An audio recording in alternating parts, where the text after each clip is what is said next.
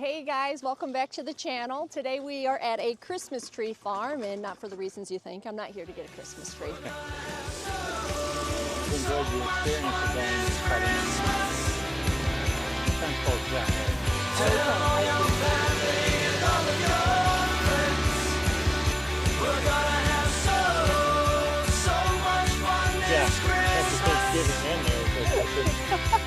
But actually, we are going to be spraying a Trico Pro. I'll have Rick tell you more about that product. But yeah, you can see we decided to just use a little trailer today for this project. The big trailer's just put away, winterized for the season. But we have a beautiful day set up for this job. I think it's supposed to be a high of like 47 degrees. As you know, the batteries just don't work very well in the cold weather. So it's nice that we have this warm day to do this job and get it done. But we'll tell you a little bit more about it here in a minute. So why don't you go ahead and tell us a little bit about the product that we're going to be spraying today. That's called Trico Pro. Is a kind of a concentrate. Deer repellent. Prevents browsing damage caused by deer, rabbits, elk, and moose in retail forests and conifer nurseries, plantations, etc. Active ingredient, sheep fat, 6.4%, and then inert ingredients, 93.6%. So it works on the principle of taste and smell as a deterrent, but I don't smell anything even. Let me smell. I don't smell anything either. Yeah. Kyle, you smell anything? My nose is to it. So we're gonna just rinse our jugs, and we didn't bring the big setup and everything.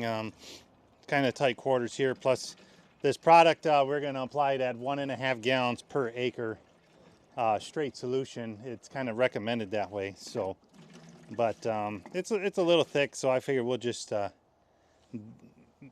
rinse our jugs here and add that in there. Mm-hmm.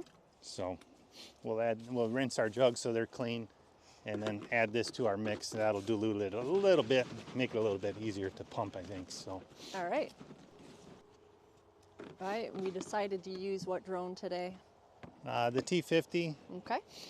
So we just brought it in the generator. We have all the batteries charged up, so right. I think we'll probably need 2 batteries per, just because I'm not going to fly it incredibly fast. If I were to fly it at full speed, I could do this whole thing, but that's not the goal here. We want to do a good job and get good coverage. So yeah, we're doing an entire complete coverage on the entire field, not just a boundary, but this product could be used as a boundary application as well. So.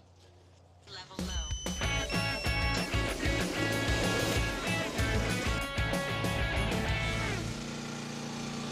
Okay, that's one field done. We've got 3 more to go. Yeah, that was just 1 3/4 acres. Okay. And one of the problems you were having there is, I don't know if you can see this out the window, you can see these green posts, fence posts, and those were acting as a obstacle and holding up our drone. Yeah, it was. I've got my margin set at 0, so I'm trying to get complete coverage. So. You're getting out, you're going to start mapping from here? Yeah, I'm just going to walk the boundary. You know, these are only 2 acres, 3 acres, whatever. I'm just going to walk the boundary. And I don't want to use the drone because we got tree branches, so I'll have to pay attention to that. I don't know. Positioning of remote controller. Low accuracy. Actual flight route may not be exactly the same as planned. I'll help Kyle get this unloaded.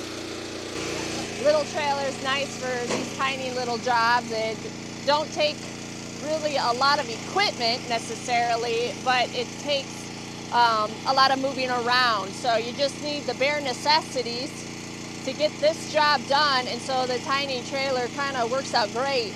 Should probably reach out to Mike and find out what he's got for tiny tenders, because that would probably be ideal in this situation. Because there's no mixing involved, we don't need the tanks, and just 1 generator, 1 drone, 3 batteries, the charger, and yeah, that's it. All right, I think Kyle's waiting for me to help him. Hold on.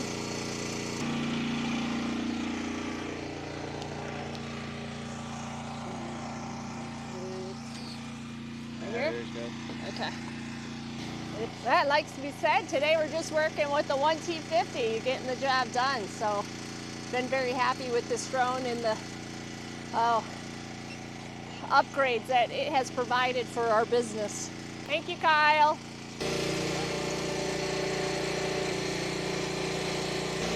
So what was it you were saying was going on there? When it turns around, the leaves are so heavy at the other end that it's blowing up in front of the drone.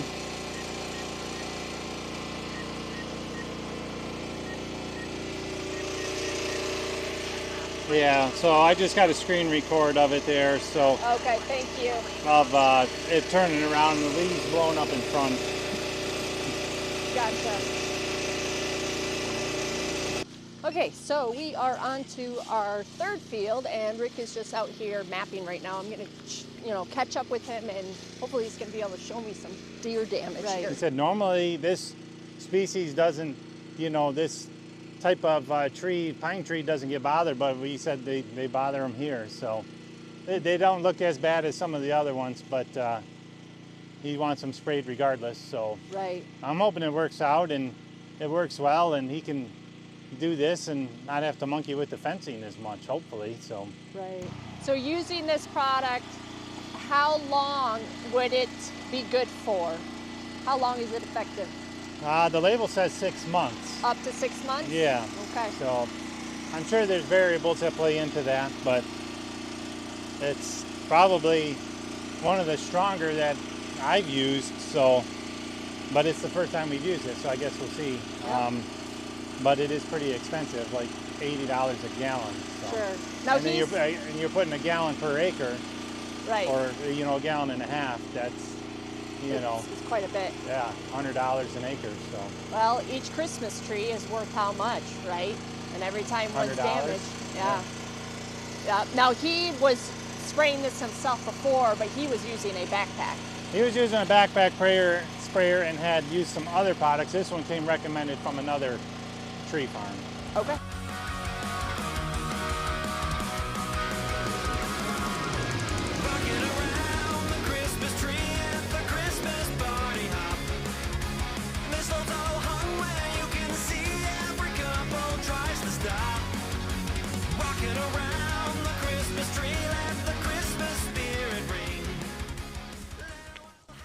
I'm just start here and then I'll walk around. So Okay.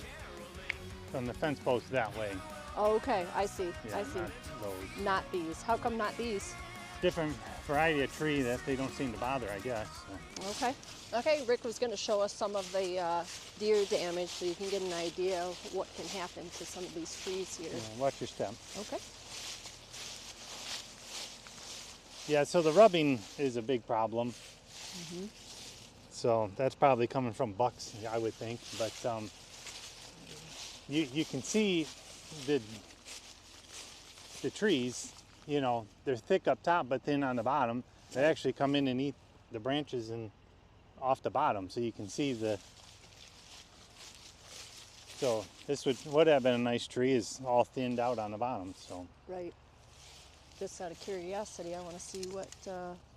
So a tree this size would be $92, and that might not seem, like a lot, like you could afford to lose that, but when it's taking out rows and rows of your paycheck, right?